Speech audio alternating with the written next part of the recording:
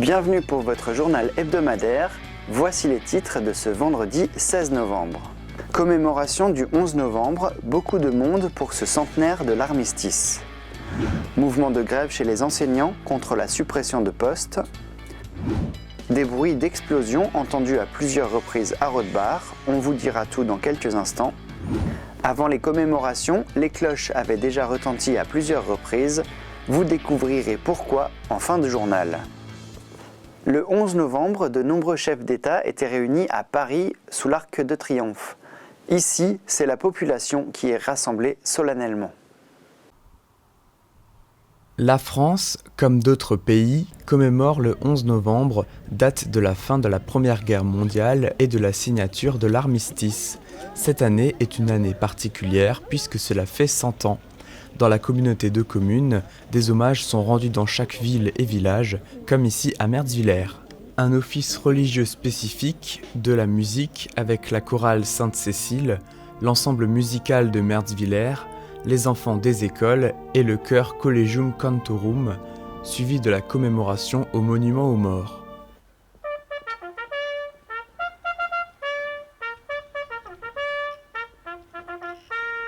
Les enfants de la commune relatent le quotidien des soldats, ses fils, ses maris, ses pères, partis au front à travers des lettres et des récits de guerre.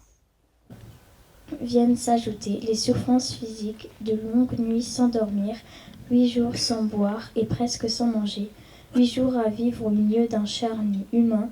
La Première Guerre mondiale, aussi appelée la Grande Guerre, l'est aussi par les chiffres. 70 millions de soldats mobilisés, plus d'1 million de Français morts sur le champ de bataille et plus de 4 millions de soldats français blessés. Si le reste de la France commémore les poilus morts pour la patrie, l'Alsace n'oublie pas ses enfants qui ont combattu sous l'uniforme allemand. Les troupes françaises firent leur entrée à Mertzwiller le 19 novembre 1918. Le tribut payé par la population de Mertzwiller durant ces 4 années de guerre est lourd, 46 morts, dont 2 dans les rangs français. La matinée de commémoration s'est achevée à l'espace Grappelli avec le spectacle Ombre et Lumière, à voir dans le documentaire du mois de novembre sur TV3V. Tous les syndicats de l'éducation nationale ont appelé à cesser le travail ce lundi 12 novembre. Ici, au Mont-Rouge à Niederbrandt-les-Bains, les enfants ne sont pas nombreux à l'école. Ils sont encadrés par les ATSEM. Par ce mouvement, les enseignants dénoncent les suppressions de postes, 3600 emplois, principalement dans les collèges et lycées. Le ministre de l'Éducation nationale, Jean-Michel Blanquer, a annoncé la création de 1800 postes supplémentaires en école primaire pour la rentrée 2019. Chaque année, chez nous, des classes de primaire sont menacées de fermeture. Un risque grandissant car des baisses d'effectifs sont à prévoir dans certaines sections de notre secteur. C'est la période, les décorations arrivent. Le sapin de Noël, place de l'Hôtel de Ville à Niederbrandt-les-Bains, a été installé ce lundi 12 novembre dans la matinée. Il est parti de la maison d'un particulier et a descendu la rue du Blaireau, la route de Jägertal, puis est passé par la rue du Général de Gaulle.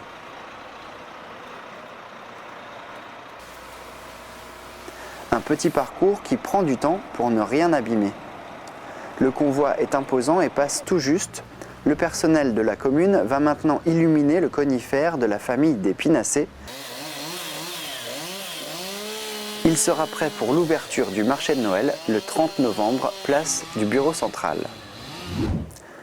Une détonation, c'est toujours impressionnant, surtout quand on ne connaît pas l'origine.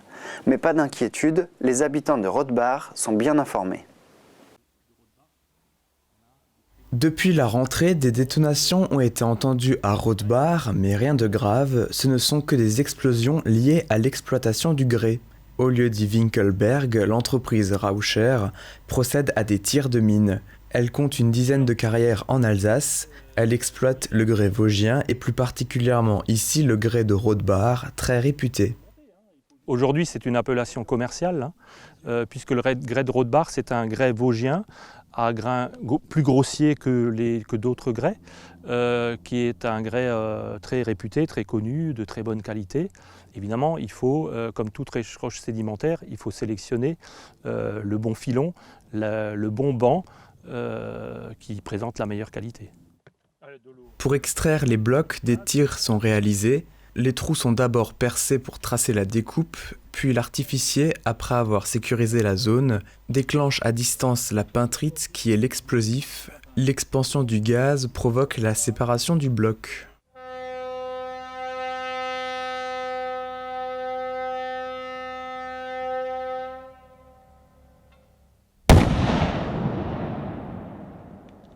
Il faut dégager les couches supérieures qui serviront de concassé ou de granulat pour arriver aux couches plus profondes.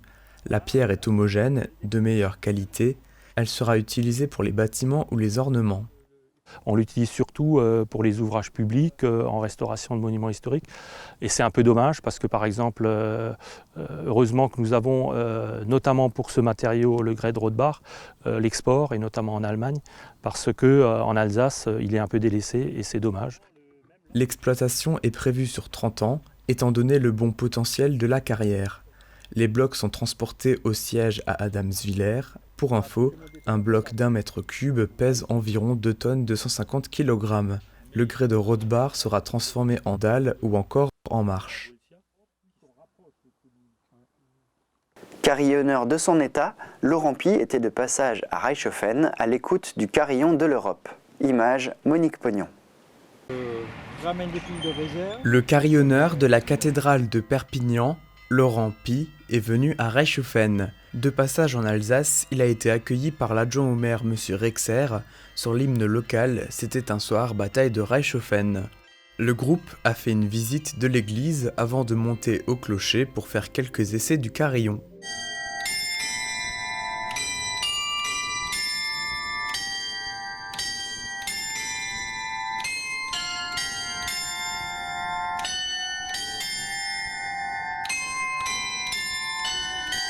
Dans le clocher, il a joué des morceaux, l'hymne catalan, puis le chant pour la paix de Pablo Casals sur les 30 cloches que compte le carillon de l'Europe.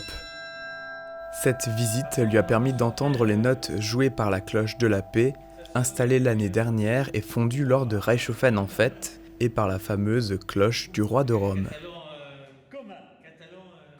Il y a régulièrement des expositions dans les halls d'accueil de mairie. À Reichshoffen, en ce moment, vous pouvez voir les dernières peintures de Jean-Georges Zone. Le Mittesheimer Jean-Georges Zone expose ses créations. S'il utilise plusieurs techniques de dessin, ces tableaux ont la particularité de comporter des morceaux de bois. Il y a toujours un petit peu d'encroaching qui revient.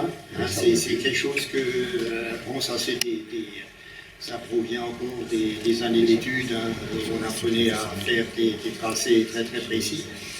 Et après les morceaux de bois, bon, tout le monde parle du bois flotté, il ne faut pas qu'on aille forcément à l'Atlantique pour trouver du bois flotté. Il y en a à Mittesheim, il y en a plein. Hein, il faut juste les voir, arriver à déterminer ce qu'on peut faire avec. Puis après, le plus délicat, c'est quand même les raboter, parce que là, les doigts, il faut se méfier, hein, ça éclate très très vite. Ces peintures sont à voir aux heures d'ouverture à la mairie de Reichshoffen jusqu'au 4 janvier. On termine avec les images de la 4e balade comté du samedi 3 novembre à Dambach-Neuenhofen, organisée par la MJC. Christiane et Serge de la compagnie Ribambelle ont compté dans des lieux emblématiques, objets d'histoire, comme la casemate ou le château du Hohenfels. La centaine de personnes comptaient sur eux pour avoir de belles histoires. De retour au Mill Club, ils ont dégusté une excellente soupe au potiron. Si vous ne l'avez pas encore fait, sortez les écharpes et bonnets, le temps se refroidit. Aujourd'hui, les prévisions météo nous annoncent un temps plutôt clair et de possibles averses mardi avec des températures négatives, -1 degré mardi et jeudi prochain. Les maximales diminueront, 6, 5, puis 4 degrés pour toute la fin de la semaine. Notons une qualité de l'air très bonne pour les prochains jours en tout cas. C'était les actus, merci de votre fidélité. Tout de suite, c'est l'interview de la semaine, puis un nouveau chiffre à découvrir. Rendez-vous vendredi prochain pour de nouveaux reportages.